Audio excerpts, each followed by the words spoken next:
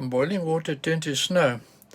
When it's cold enough outside, boiling water can freeze instantly when thrown into the air, creating a dramatic plume of ice crystals.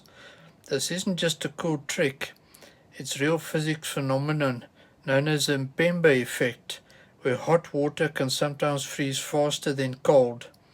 The exact reason is still debated. Evaporation, convection, and supercooling all play a role. So, this is very cool. Right, I hope you enjoyed this quick little video, ladies and gentlemen. And take care, have an awesome day further. I'll see you next time for more awesome stuff. Alright, bye!